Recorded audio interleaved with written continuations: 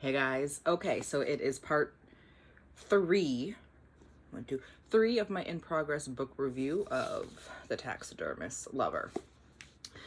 And just like with the other two parts, what the fuck am I reading? um, so shit just keeps getting weirder and weirder and weirder and weirder. So Scarlett's fucking codependency on her now husband is just growing and growing and growing, and she's even acknowledged it at this point that like she doesn't feel like she can exist outside of him, and she's just desperate to be around him and only him. And it's starting to be, it's unsettling at this point how much she relies on him to be, just to be, to exist, to do anything in life. She doesn't, but she also doesn't seem to care at this point. She just wants him, Henry, Mr. Peppercorn, and that's about it. And it's strange. She also notes that she's kind of let herself go, I guess. She said that she's like completely hairy is the best way to describe it. Her legs and her armpits are like tufts of fur, like almost bear-like, like grizzly bear-like. And she says she's noticed that she has like actual like almost beard-like hair all over her face, and her eyebrows are so thick and bushy. And she's like, okay. But then that neighbor, that woman Penny, starts coming around again because she wants to breed her poodles with their lab dogs that they have. And she overhears Penny talking to who she knows is her husband, saying something like, oh, Scarlett doesn't need to know about this. Yes, it's for the best, blah, blah, blah. And she's like, all right, what's going on here? Something's going on. And so she thinks, and she wants his attention again. So between that and him focusing on creating these like crossbreed taxidermy creatures, she wants his attention all on her again. So she like defuzzes, I guess is the best way to describe that. She defuzzes and like does makeup for the first time in forever. Like she says this is the person she used to be before she met this dude. And she like pretends to be a taxidermy creature, and it was fucking it was creepy to read because she sits and she poses like she was taxidermied and just sits super still, and it turns him on. It turns him on. I'm just like, dude, this is such a bad sign. It reminds me of a scene I read earlier in the book where she woke up to him like masturbating over her, and he said, you just look so still, and it turned him on. And I'm like, oh my god, this guy is giving off so many red flags. But she's so like in love and digmatized by him that she doesn't see these red flags. And every time I read The Present, Christmas Day, it keeps reading like she can't move. It's the way she talks and like describes stuff. She never says that she moves. As far as I've read, and I've gone back and read different Christmas Day sections, it never says that she moves. It's always him moving and doing stuff, or she'll say like, he brought us to sit, or he did this and he did this. It's never she got up to do anything. So I am 100% convinced that he murders her, taxidermies her, and this is her soul stuck the way the souls of all these other animals are stuck. Because that's the big thing for this part that I read. She's losing her shit. She's losing her mind because she can hear the souls of all these animals stuck combined with animals that they shouldn't be combined with, being miserable as fuck because they can't move on. So they can't fully die because they're stuck. Like an eagle is stuck with a rabbit combined with a rabbit, and the eagle can't soar off into the afterlife, and the rabbit can't, you know, hop off into the afterlife because they're stuck together as this abomination that they shouldn't be.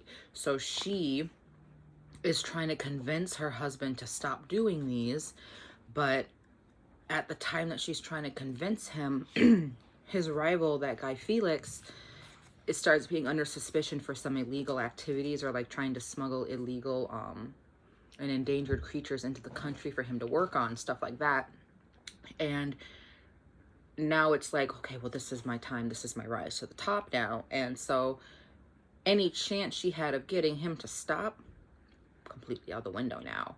And so she finds this book while she's at like the local bookstore, and it's like this little booklet on like some guy in the late I think it was the 1800s, was doing research on like animal spirits and like how taxidermy specifically stops their spirits from being able to move on. And so she steals the book, and she's way into like researching this and how do I release these spirits. So she's been conducting her own research and like figuring out how can she personally release these spirits, because she is losing her mind in this house that to her is full of sorrow and anguish, because she hears all of these animals, she hears their souls just crying because they cannot move on. And so it is driving her insane. But she hasn't explained this part to Henry. She just says now that this isn't right, we have to stop doing this. And he's like, but you told me I should be doing this, and now I'm doing it, and I love it, and I have so much work, like people are commissioning so much stuff. You told me to do this, I'm not stopping. So she's between a rock and a hard place basically at this point in the book. And it's just like, you can feel that something bad is about to happen. Like you can feel a sense of dread.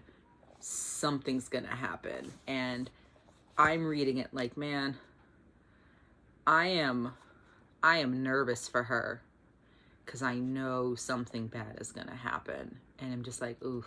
I've got one section left. I've got page 170 to, let me just see the last page without reading any spoilers, to 243 is the last section.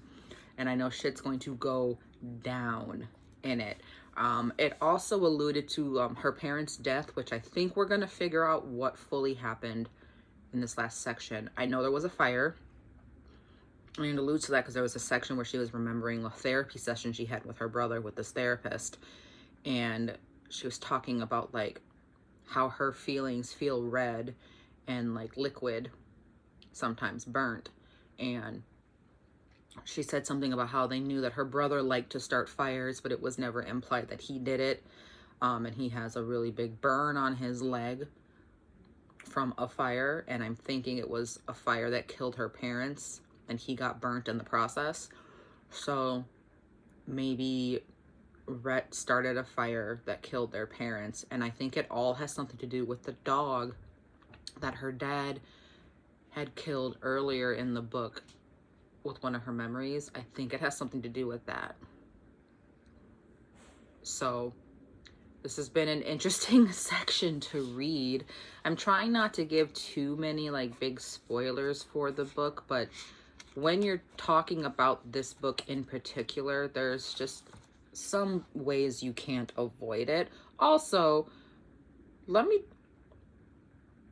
the Christmas present. Okay, so this is one thing that really makes me think she's taxidermied and dead right now, is the Christmas gifts.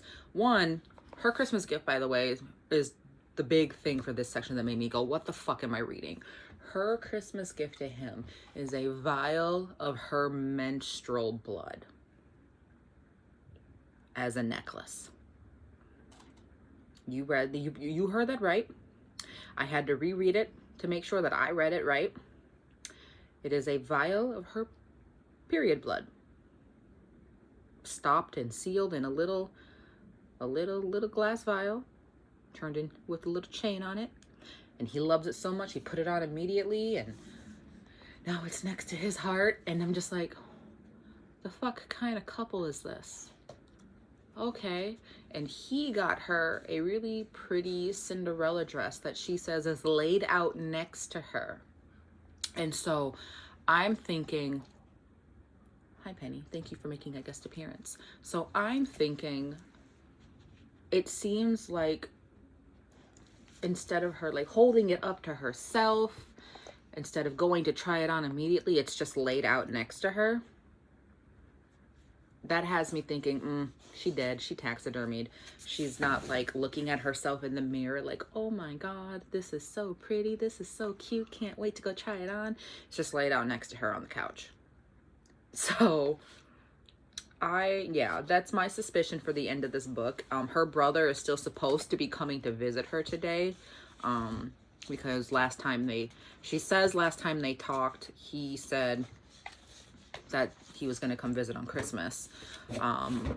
So I'm curious to see if he does come visit and what the outcome of that visit is going to be. I kind of hope the husband dies at the end of this. I don't know why.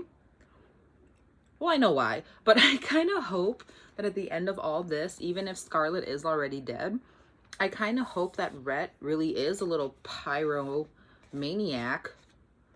Is that the right term? I really hope that Rhett sets fire to the whole house.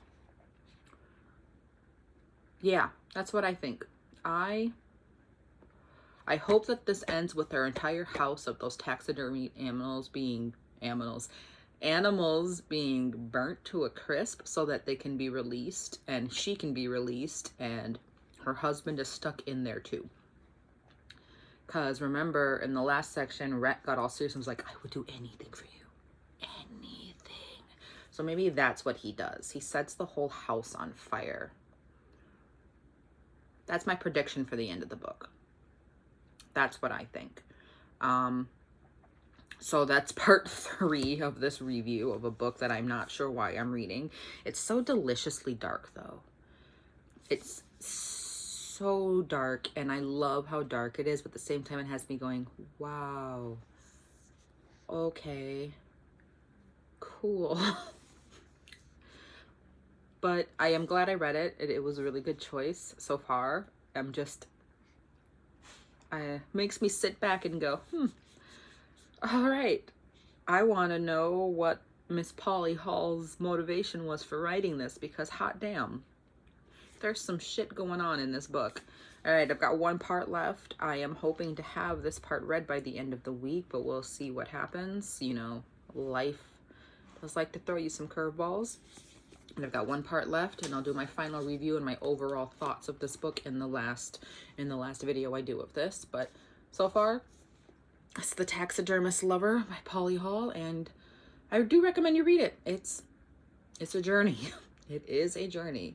All right, I will see you guys next video. I hope you guys have a good day. Bye.